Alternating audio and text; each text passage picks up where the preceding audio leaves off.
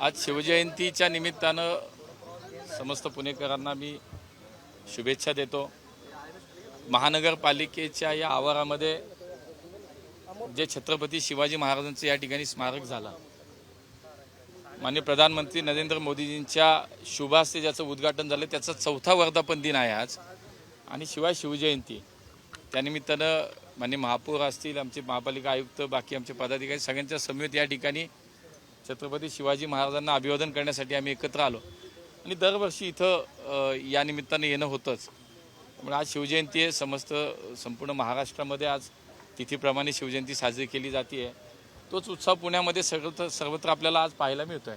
आज राज्यामध्ये अडकलेल्या लोकांसाठी काय आपण पाठपुरावा करतोय, किती लोकांना पुण्यात आणू शकले, किती फ्लाईट आपण उचलले? नाही, याच्यामध्ये विषय असा आहे की आता बघा, मागच्या वेळेला आपण पाहिलं असेल की पहलगामच्या वेळेला देशांतर्गत लोकांना आपल्याला या राज्यातून त्या राज्यात आणायचं होतं किंवा वेगवेगळ्या ठिकाणी न्यायचं होतं।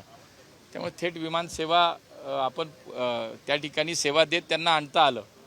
आता अशा ठिकाणी लोक आहेत की एकतर भारत सरकार म्हणून त्याच्यामध्ये एक्सटर्नल अफेअर्स मिनिस्ट्री असेल, होम मिनिस्ट्री असेल, सिव्हिल एव्हिएशन मिनिस्ट्री असेल, हे सगळ्यांच्या कोऑर्डिनेशनमध्ये संपूर्णच या सगळ्या देशांमधनं आज जे भारतीय परत आणायचे आहेत त्यासाठीची यंत्रणा काम करते। 24 तास लोक काम करतायत। महाराष्ट्रामध्ये पुण्यामध्ये सुद्धा आता लोक टप्प्याटप्प्याने येतील। कारण असं आहे की मुळामध्ये एअरस्पेस बंद होत्या, एअरपोर्टवरती सुद्धा आपण पाहिलं की एअरपोर्टसुद्धा बंद होते। आता जशी जशी हळूहळू सेवा सुरळीत होते तशी तशी आता लोक यायला सुरुवात होती। तिथल्या भारतीय अडकलेल्या लोकांना तिथल्या एम्बेसीच्या माध्यमातून भारत सरकार त्यांना तिथली सगळी सेवा पुरवते। त्यांची राहण्याची खाण्याची व्यवस्थेमध्ये पूर्णपणे भारत सरकार त्याच्यामध्ये आता लक्ष घातलेलं आहे। बंद झाल्यामुळे अडचणी झाल्या होत्या, आपलं बरंच फ्लीट तयार होतं लोकांना आणायसाठी, मात्र जाऊ शकलं नाही। आता त्याच्यात किती सुधारणा झाली आहे? 100% जशी जशी परिस्थिती नॉर्मल होईल तशी तशी ती सेवा सुरळीत होईल आणि मग मात्र लोकांना आणण्यासाठी खूप व्यवस्थित त्याची मदत होईल। अजूनही काही ठिकाणी एअरस्पेस बंद आहेत, अजूनही काही विमानतळ बंद आहेत। जिथून जिथून आपल्याला आणता येतील ते प्रयत्न भारत सरकार म्हणून सुरू आहे। इराण आणि इस्रायलमध्ये किती नागरिक आहेत भारतातले? नाही, परवा जो काही मी रिव्ह्यू सिव्हिल एव्हिएशन मिनिस्ट्रीमध्ये घेतला त्याच्यामध्ये या सगळ्या युद्धजन्य परिस्थितीमध्ये ज्या ज्या ठिकाणी ही अशी सगळी परिस्थिती आहे, साधारणतः 40 ते 50 हजार लोक अडकल्याची प्राथमिक माहिती होती। पण त्याच्यातली आता बऱ्यापैकी लोक, ही 4 दिवसापूर्वीची माहिती मी सांगतोय, त्यामुळे आता बऱ्यापैकी लोक परत आलेली आहेत। हळूहळू ते सुरळीत होऊन जाईल। VSR कंपनीचे मालक VK सिंग यांची काल इन्क्वायरी झाली। VIP ट्रीटमेंट दिली असा आक्षेप रोहित पवारांनी दिलेला आहे। पोलिसांच्याच गाडीमधून त्यांना बाहेर काढण्यात आलं। या सगळ्या चौकशीवर रोहित पवारांनी आक्षेप घेतलेला आहे। पारदर्शकपणे ही चौकशी होईल का? मला असं वाटतं की जी ती तपास यंत्रणा आपापल्या ठिकाणी आपापलं काम करते।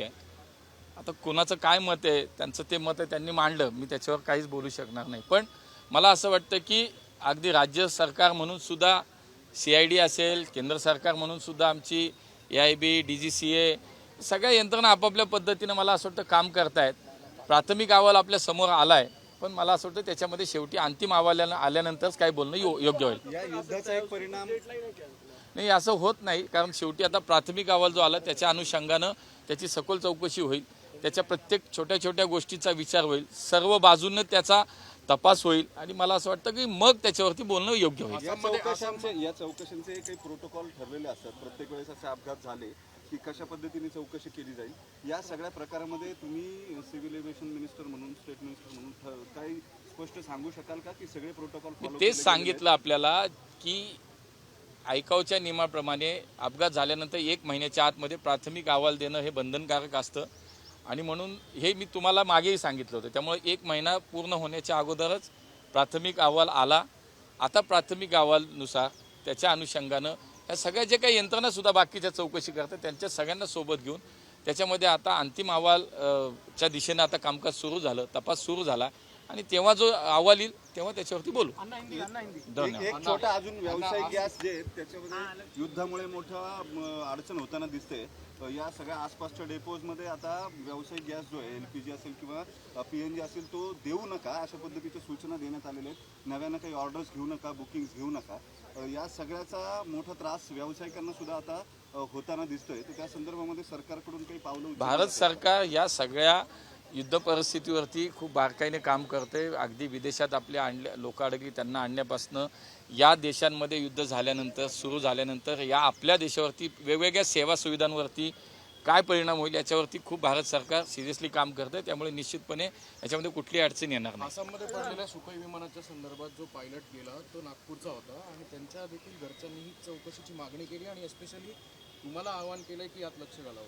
100% ज्या वेळेला असा अपघात होतोय, जिथे जिथे दुर्दैवी घटना घडतीये, प्रोटोकॉल ॲज अ प्रोटोकॉल प्रत्येक गोष्टीत प्रत्येक विषयामध्ये त्याची तशी तपास केला जातो. 100% तो होणार. धन्यवाद.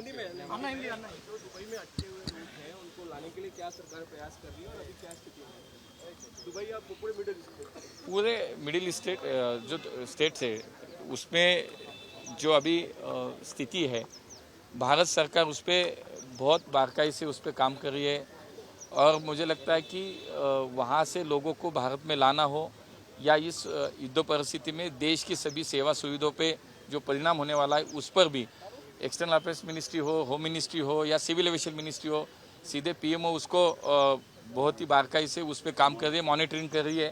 तो मुझे लगता है कि इस पे भारत सरकार बिल्कुल गंभीरता से उस पर काम कर रही है.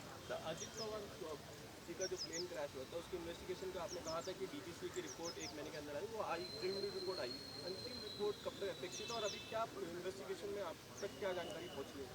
नहीं, एज आईकाऊ के जो रूल्स है उसके मुताबिक ऐसे कोई भी घटना घटती है, एक्सीडेंट होता है तो उसके 1 महीने के अंदर उसका पहला प्राथमिक जो अहवाल बोलते हैं उसको वो पहला आना उसको कंपलसरी है.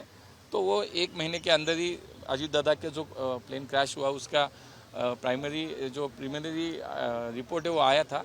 अभी उस पर डिटेल इंक्वायरी होगी, जांच होगी, उसके बाद अंतिम रिपोर्ट आ जाएगा. कितने लोग फंसे हुए थे कि वीएसआर कंपनी के मालिक को वीआईपी ट्रीटमेंट दिया गया? अब एक्शन में दिख रही है और अभी वीएसआर के जो मालिक है उनको पूछताछ के लिए बुलाया जा रहा है. लेकिन रोहित पवार का आरोप है कि वीआईपी ट्रीटमेंट दिया जा रहा है उनको. मुझे लगता है कि सभी जो जांच एजेंसीज है जो इंक्वायरी हो रही है तो अपनी अपनी तरह से वो काम कर रही है. मुझे लगता है कि उनका जो कहना है वो उनका, मैं उस पर कुछ कह नहीं सकता, लेकिन सभी अपनी जो जांच एजेंसी है वो अपनी अपनी तरफ से काम कर रही है. कितने लोग फंसे हुए थे और अभी तक कितने? पिछले 4 दिन के पहले मैंने जब उसका पूरा रिपोर्ट रिव्यू लिया था, रिपोर्ट मांगा था, तो उसमें शायद जो 4 दिन के पहले 40 से 50 हज़ार लोग इस पूरे बाकी 2-4 जो कंट्रीज है उसमें अटके हुए थे. लेकिन अभी सिचुएशन नॉर्मल हो रही तो लोग आने के लिए शुरुआत हो रही है.